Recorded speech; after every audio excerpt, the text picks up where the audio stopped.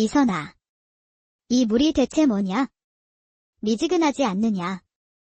날카로운 목소리가 새벽의 고요한 공기를 갈랐습니다.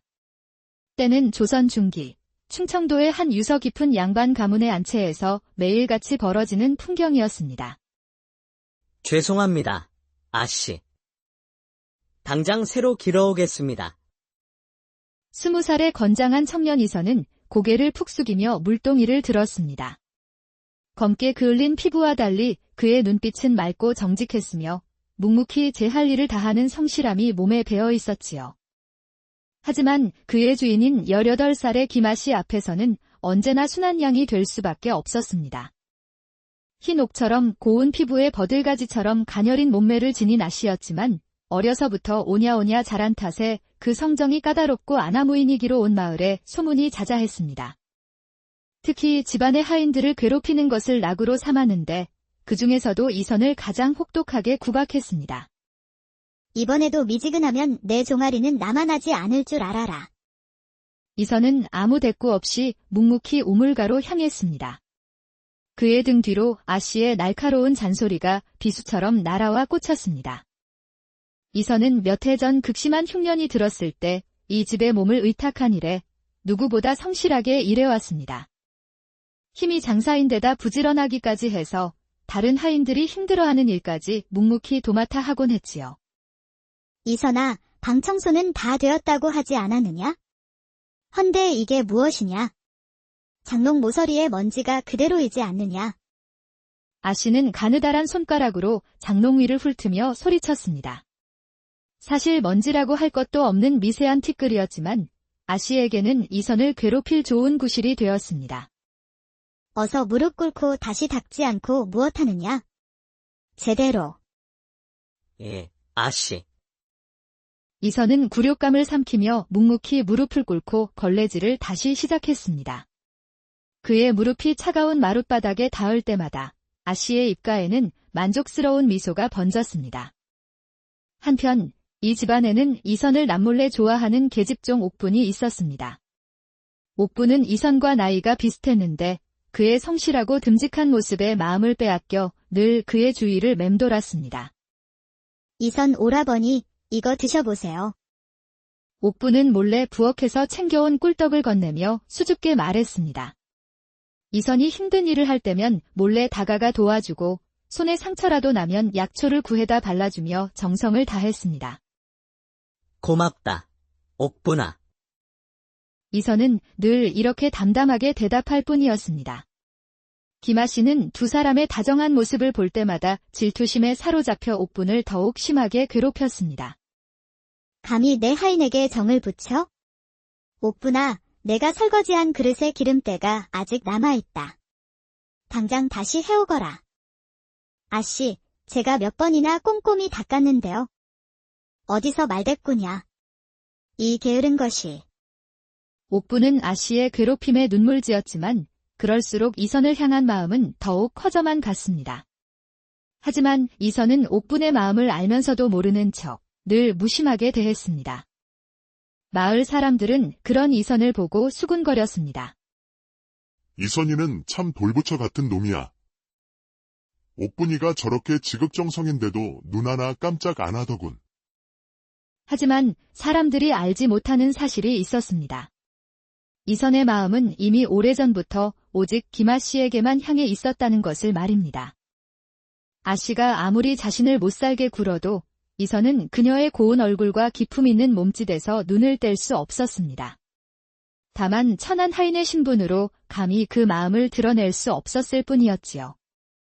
그러던 어느 깊은 가을날 집안에 큰 제사가 열리게 되었습니다. 아씨 집안의 조상들을 모시는 중요한 제사였는데 이 가문에는 특별한 전통이 하나 있었습니다. 제사상에 반드시 뒷산 깊은 곳에서만 자란다는 희귀한 영지버섯을 올려야 한다는 것이었습니다. 이선아, 영지버섯을 구하러 뒷산에 가야 하니 채비를 단단히 하거라. 아씨의 아버지인 김대감의 목소리에는 묘한 긴장감이 서려 있었습니다. 영지버섯은 사나운 산짐승이 출몰하는 험한 바위 틈이나 깊은 동굴 속에 숨어 자라기 때문에 그것을 구하러 가는 길은 목숨을 걸어야 할 만큼 위험했습니다. 알겠습니다. 대감마님. 이번에는 아씨도 함께 갈 것이니 내가 길을 잘 살피고 아씨를 잘 모시도록 해라. 뜻밖의 말에 이선은 깜짝 놀랐습니다. 금지옥역 같은 아씨가 직접 그 험한 산길을 오른다는 것은 좀처럼 드문 일이었기 때문입니다. 아버님, 꼭 제가 가야만 합니까? 제사에 올릴 것이라면 하인들을 시켜 구해오면 되지 않습니까? 아니다. 조상님께 드릴 것은 내가 직접 가서 눈으로 확인하고 정성으로 가져와야 한다. 이것이 대대로 내려오는 우리 집안의 법도이니라. 사실 아씨는 답답한 안채 생활에서 벗어나고픈 마음과 미지의 산에 대한 호기심이 있었지만 체면상 내색할 수는 없었습니다. 알겠습니다. 아버님. 그날 밤 안채는 산행 준비로 분주했습니다. 하인들은 집신과 등불, 버섯을 담을 바구니를 챙겼고 아씨는 자리에 누워서도 쉽게 잠들지 못했습니다. 이튿날 새벽, 붉은 여명이 특이 무섭게 일행이 마당에 모였습니다. 아씨는 가마를 마다하고 직접 걸어가겠다며 꼿꼿이 나섰습니다. 아씨, 산길이 험하오니 부디 조심하십시오. 내가 옆에서 잘 모시면 될 것을. 괜히 겁주는 소리는 하지 말 거라. 그렇게 대감과 아씨, 이선, 그리고 몇몇 하인들이 뒷산으로 향했습니다. 가을산은 단풍으로 곱게 물들어 있었지만 영지버섯을 찾아 오르는 길은 결코 쉽지 않았습니다. 아, 힘들어. 여기서 좀 쉬었다 가자. 아씨, 조금만 더 가셔야 합니다. 영지버섯은 더 깊은 곳에 있다고 들었습니다. 너와 나의 체력이 같을 줄 아느냐? 내가 쉬겠다는데 어디서 토를 다는 것이야. 그때 갑자기 하늘이 시커먼 먹구름으로 뒤덮이더니 굵은 빗방울이 후드득 떨어지기 시작했습니다. 순식간에 장대비가 쏟아졌고 일행은 비를 피하려 뿔뿔이 흩어졌습니다. 아씨, 이쪽입니다. 어서 이리로. 이선은 아씨의 손을 이끌고 커다란 바위 틈으로 몸을 피했습니다. 그곳에는 덩굴로 가려진 작은 동굴 입구가 있었습니다. 여긴 어디냐? 저도 잘 모르겠습니다. 우선 비를 피해야 하니 일단 안으로 들어가시지요. 둘은 동굴 안으로 들어섰습니다. 발을 디딜 때마다 차가운 습기가 발목을 감쌌고 어디선가 물방울 떨어지는 소리가 동굴 안에 섬뜩하게 울려 퍼졌습니다. 이선아, 다른 사람들은? 아버님과 하인들은 어찌 된 것이냐? 비가 워낙 거세게 쏟아져서 모두 흩어진 듯합니다. 아무래도 저희 둘만 이곳으로 들어온 것 같습니다. 뭐? 우리 둘만 남았다고? 이 깊은 산 속에서? 너무 걱정 마십시오, 아씨. 제가 반드시 길을 찾아 아씨를 모시고 나가겠습니다. 그때 아씨의 시선이 동굴 벽면으로 향했습니다. 동굴 깊숙한 곳에서 은은한 빛이 새어나오고 있었고 그 주변으로 오래된 물건들이 놓여 있었습니다. 세상에. 이건 우리 조상님들의 물건이 아니냐. 동굴 벽면에는 고려 시대의 것으로 보이는 불상이 조각되어 있었고 곳곳에는 옛 그릇과 장신구, 낡은 비단 조각들이 흩어져 있었습니다. 아씨, 이곳은 전설로만 내려오던 그 피난 동굴인 것 같습니다. 피난 동굴. 예, 먼 옛날 난리가 났을 때 아씨의 조상님들께서 목숨을 부지하기 위해 만드신 곳이라고 들었습니다. 이곳에 숨어 지내며 적들을 피했다고 전해집니다. 그리고 그때 저희 같은 하인들은 주인을 지키기 위해 동굴 입구에서 버려져 희생되었다고 합니다. 그야 너희 신세가 천해서 그런 것이지. 종으로 태어난 운명인 것을 어찌하겠느냐. 아씨의 냉정한 말에 이선의 가슴 속에서 분노가 치밀어 올랐지만 그는 꾹 참아냈습니다. 하지만 그의 주먹은 어느새 하얗게 뼈마디가 드러나도록 꽉 쥐어져 있었습니다. 동굴을 더 깊이 들어가자 낡은 금붙이 조각들과 해진 비단 옷까지 깨진 도자기 파편들이 흩어져 있는 모습이 보였습니다. 와, 이것 봐라.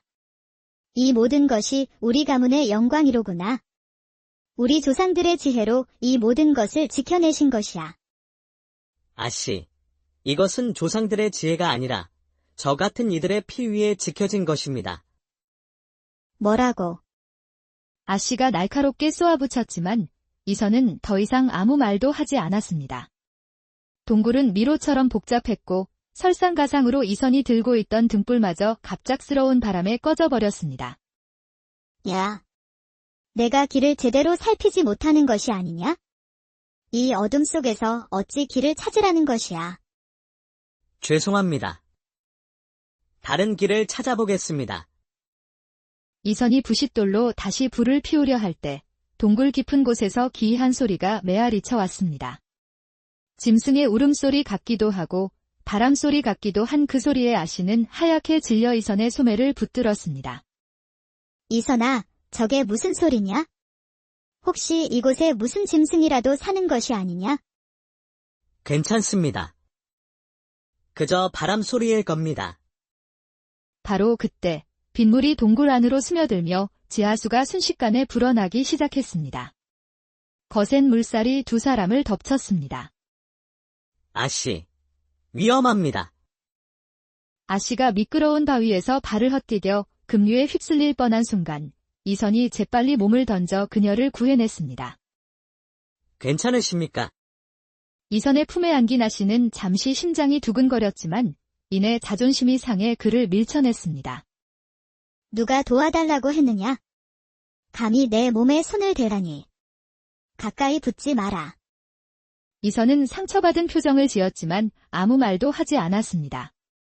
동굴을 헤매는 동안에도 아씨의 아나무인한 태도는 계속되었고 이선의 마음속에는 분노가 차곡차곡 쌓여갔습니다. 이선아, 목이 마르구나. 물 좀 떠오너라. 예, 아씨. 이게 무슨 물이냐? 흙탕물이 아니냐? 맑은 물로 다시 가져오거라. 대답은 해야 할 것 아니냐? 마침내 이선의 인내심이 한계에 다다랐습니다. 그동안 억눌러왔던 모든 감정이 한순간에 폭발했습니다. 아씨. 이선의 우렁찬 목소리가 동굴 안에 울려 퍼지자 아씨는 깜짝 놀라 그를 바라보았습니다. 이곳은 본래 양반들만 살자고 만든 곳입니다. 저희 같은 하인들은 밖에서 죽어나갔지요. 지금도 저를 사람으로 여기지 않으시니 더는 아씨를 모시지 않겠습니다. 뭐라고? 내가 감히 주인에게 대들어?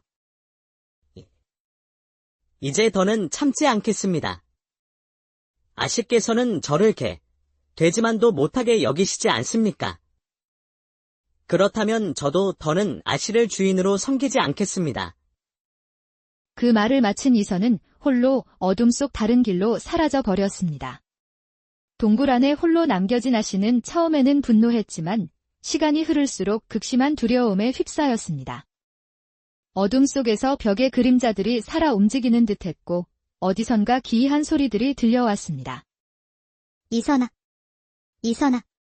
어디 있느냐? 아씨는 떨리는 목소리로 이선을 불렀지만 아무런 대답도 들려오지 않았습니다. 그녀는 자신이 이선에게 퍼부었던 독한 말들이 메아리처럼 귓가에 맴도는 것 같아 괴로웠습니다. 미로 같은 동굴을 헤매며 그녀는 늘 곁에 있던 이선의 존재가 얼마나 소중했는지를 뼈저리게 깨달았습니다. 이선아, 내가 잘못했다. 제발 돌아와 함께 있어다오. 한편 화가 난 채로 동굴을 헤매던 이선은 우연히 바위 틈에서 자라고 있는 영지버섯을 발견했습니다. 그는 일단 그것을 따서 품속에 소중히 넣어두었습니다. 아씨가 공포와 외로움에 지쳐 쓰러질 무렵 마침내 저 멀리 어둠 속에서 희미한 등불빛이 보였습니다. 이선아. 아씨는 기쁨에 겨워 이선에게 달려갔습니다. 그러나 그녀와 달리 이선의 표정은 얼음장처럼 차갑기만 했습니다. 아씨, 무사하셨습니까? 그의 목소리는 이전처럼 공손했지만 눈빛에는 싸늘한 실망과 원망이 담겨 있었습니다. 결국 위험해지니 나를 찾는구나 하는 씁쓸함이 그의 마음을 얼어붙게 만들었습니다. 바로 그 순간 동굴 천장에서 거대한 바위가 무너져 내리기 시작했습니다. 폭우로 인해 집안이 약해진 것이었습니다. 이선아. 위험해.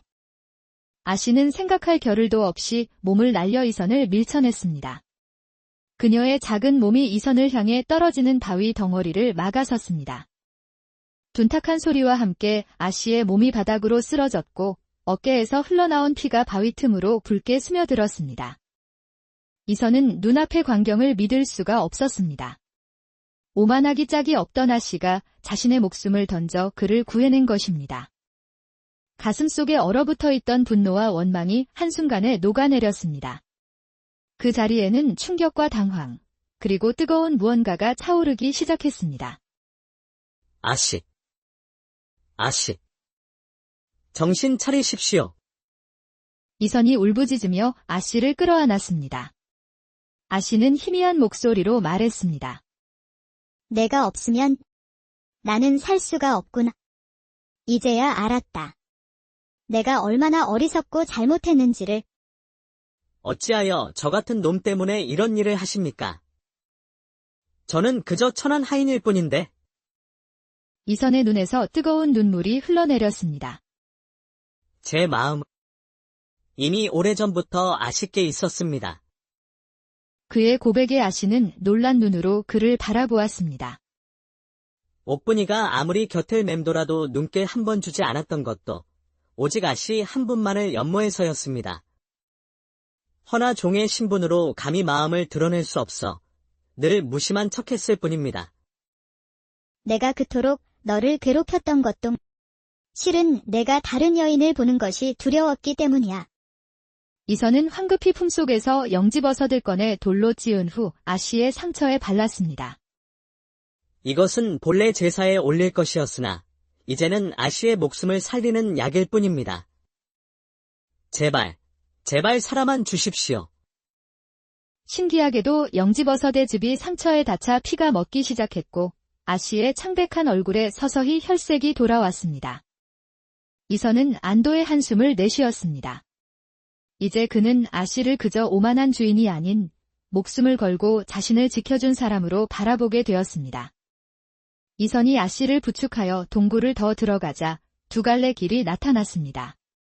한쪽은 금은보화가 가득한 넓은 길이었고 다른 한쪽은 바깥으로 통하는 바람이 불어오는 좁고 어두운 길이었습니다. 이선아, 보물은 모두 버려라. 우리 목숨이 먼저다. 이선은 아씨의 말에 놀랐습니다. 이전의 탐욕스럽던 모습과는 완전히 다른 사람이 되어 있었습니다. 아씨의 말씀이 옳습니다. 두 사람은 망설임 없이 좁고 어두운 길을 택했습니다. 하지만 길 끝은 커다란 바위로 막혀 있었습니다. 역부족입니다. 아무리 힘을 써도 바위가 꿈쩍도 하지 않습니다. 잠깐. 남은 영지버섯을 태워보면 어떨까? 이선은 남은 영지버섯을 꺼내 불을 붙였습니다. 물기를 머금은 버섯이 타오르며 뜨거운 수증기를 내뿜었고 그 수증기가 바위의 작은 균열 속으로 스며들었습니다. 차가웠던 바위가 갑작스러운 열기에 팽창하며 딱딱 금가는 소리가 들려왔습니다. 마침내 쨍 하는 큰 소리와 함께 바위에 커다란 금이 갔습니다. 이선이 다시 한번 온 힘을 다해 밀자 바위가 둘로 갈라지며 바깥으로 통하는 길이 열렸습니다. 동굴 안으로 따스한 햇살이 비쳐 들어왔습니다. 두 사람은 살아남았다는 안도감에 서로를 힘껏 부둥켜 안았습니다. 아씨, 길이 열렸습니다. 정말 다행이구나, 이선아. 동굴을 탈출하여 산 아래로 내려온 아씨는 눈물을 흘리며 이선에게 사죄했습니다. 이선아, 그동안 너에게 모질게 굴었던 것 진심으로 미안하다. 나는 내가 없으면 안 된다는 것을 이제야 깨달았다. 저 또한 이제야 깨달았습니다. 진정한 마음은 신분으로 가릴 수 없다는 것을요. 두 사람이 집으로 돌아오자 온 집안이 발칵 뒤집혔습니다. 딸을 잃은 줄만 알았던 부모님은 눈물을 흘리며 두 사람을 맞이했습니다. 이선아, 고생이 많았구나. 우리 딸을 무사히 지켜주어 정말 고맙다. 그날 밤 제사는 영지버섯 없이 치러졌지만 아무도 그것을 탓하지 않았습니다. 조상님들께서도 사람의 목숨을 구한 그들의 사정을 이해해 주실 것이라 모두가 믿었기 때문입니다. 그 후로 아씨와 이선의 마음은 서로를 향해 깊이 이어졌습니다. 신분의 벽은 여전히 높았지만 두 사람의 마음 속에는 그 무엇으로도 가릴 수 없는 진실한 감정이 뿌리내렸습니다. 가끔 마당에서 눈길이 마주치면 둘은 말없이 서로를 보며 옅은 미소를 지었습니다. 그 미소는 동굴 속에서 서로의 목숨을 구했던 그날의 기억을 떠올리게 하는 둘만의 은밀한 약속과도 같았습니다. 훗날 사람들은 그 피난 동굴 앞을 지날 때마다 신분을 뛰어넘어 서로를 위해 희생했던 한 양반집 아씨와 하인의 진실한 사랑 이야기를 떠올리며